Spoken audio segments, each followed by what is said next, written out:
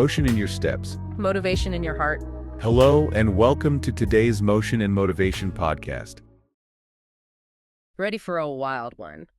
We're taking a deep dive into Sam Bankman-Fried. Sam Bankman-Fried. Yeah, him, the crypto king, built a billion-dollar empire, watched it all crumble. It's a story everyone's talking about, and for good reason. It goes way beyond just finance. Ambition, philosophy, that line between genius and just being reckless. It's a lot to unpack, so we're digging into Going Infinite, the Michael Lewis book. Oh, good one. Yeah, it's a wild ride, that's for sure. Absolutely. So let's start at the beginning. Sam's early life. Lewis paints a picture of, well, an unusual upbringing, even for someone who ends up, a financial titan. What'd you take away from that part? Well, you've got him raised by Stanford law professors, right? Yeah. So he's surrounded by these intellectual heavyweights. You'd think that makes someone risk-averse, not... You'd think so, but Lewis drops this detail that's just stuck with me. Sam didn't even realize people actually believed in God until he was almost 10. Seriously. Yeah, almost 10 years old. It makes you wonder. I mean, that stopped me in my tracks when I read it. Right. Like, if your whole worldview is built on logic, reason, from that young, how does that play out later, especially when the stakes get this high? It's like his brain was just wired differently from the get-go. Totally.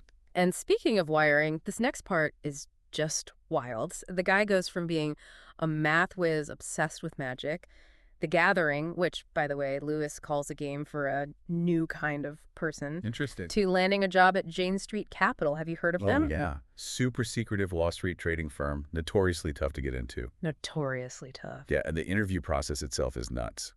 What do they do? Imagine this. You walk into a room, Yeah. and the only questions are just increasingly difficult mental math problems. That's how they do it. That's how Sam got to start trading. So they basically hired him to be like a human calculator? Basically, they were looking for people who could think on their feet, assess probabilities instantly, make decisions with huge pressure. And Sam, he didn't just survive in that. He thrived. Yeah. No time for emotions, just numbers, patterns, action. Pure logic, huh? Pure logic. Okay, so we've got Sam, the math whiz, thriving in this high-pressure world of Wall Street. But then his story takes this turn. Oh, yeah. Enter effective altruism. Things get really interesting here. So effective altruism, it's all about maximizing the good you can do, right? Like using your brain, actual evidence, to figure out the absolute best way to make a difference.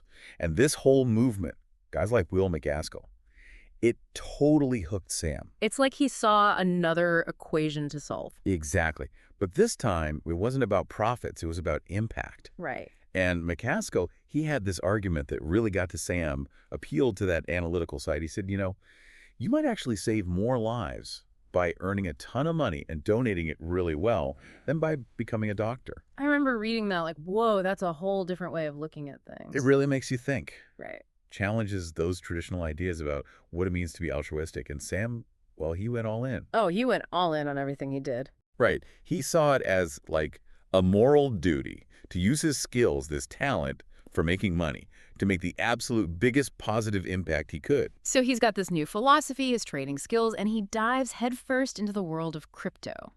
That's where Alameda Research comes in. Lewis calls it a company shrouded in secrecy, even for crypto, which is saying something. Oh, absolutely. You're talking high risk, high reward, fortunes made and lost overnight. And Sam, he fit right in. He was in his element, calculated risks, that unconventional style. It worked. There's this one story, I don't know if you remember this, Alameda loses $200 million in Ripple. Oh, yeah, I remember that. Those companies, that'd be it, right? Game over. You think so? But Sam, he shrugs it off, says it's no big deal because Alameda has infinity dollars. Infinity dollars, he said. Like, what does that even mean? Right.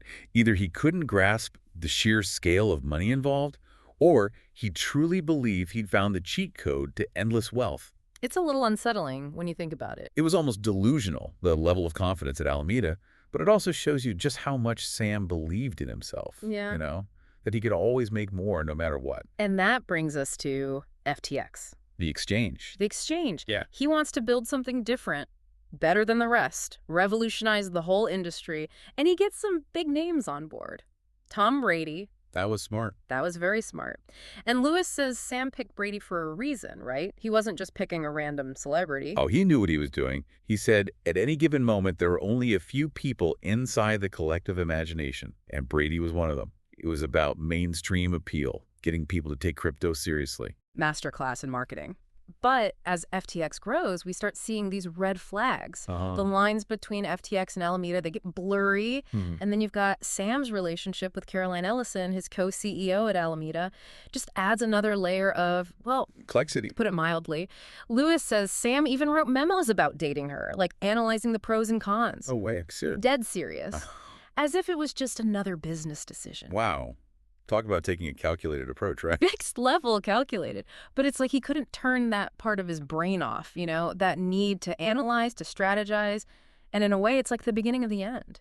It's crazy, right? We're talking to the same guy who's writing pros and cons about a relationship. I know, right? But then the whole FTX thing implodes, and it's like that facade of control just shatters. Yeah, that CoinDesk article, that was the turning point. That was it. People panicked. Everyone wanted their money out. And it wasn't there. Exactly. Which is where Constance Wang comes in, right? FTX's COO. Oh, man. Can you imagine? You're trying to keep this whole thing afloat, and then you find out, what, over $10 billion is missing? 10 billion. With a B. It's unfathomable. It's mind-blowing, and it just completely changes the story. Sam's explanation, at least according to Lewis, is basically, oops, it was just sitting in Alameda's accounts. Just casually forgot about $10 billion. Right. It's almost insulting. The lack of oversight is unbelievable.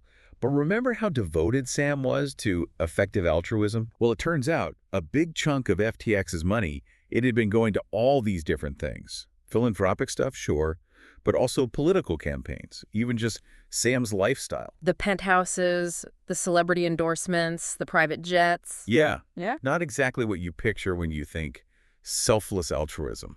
It's almost Shakespearean, you know, the hero brought down by his own flaws. It really is. And the aftermath, it's almost as chaotic as the collapse itself. Oh, tell me about it. John Ray, the new CEO, he's finding new surprises every day. It's like a puzzle where half the pieces are still missing. You got that $450 million hack in the middle of everything, the lawsuits, everyone wanting answers. It's a mess. Total mess. So after this deep dive into Sam Bankman-Fried, the rise, the fall, what's the takeaway? What do we learn from all this?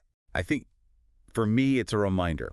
Even the smartest people, they can get blinded by their own beliefs, good intentions, they aren't enough. You need accountability, you need transparency, or it all goes up in smoke. Exactly. Sam's story, it's a cautionary tale, but it's also fascinating. It makes you think. It really does. It's one of those stories that stays with you. It definitely stays with you. Well, that's our deep dive into the wild world of Sam Bankman-Fried. What a story, right? Thanks for joining us, and we'll see you next time.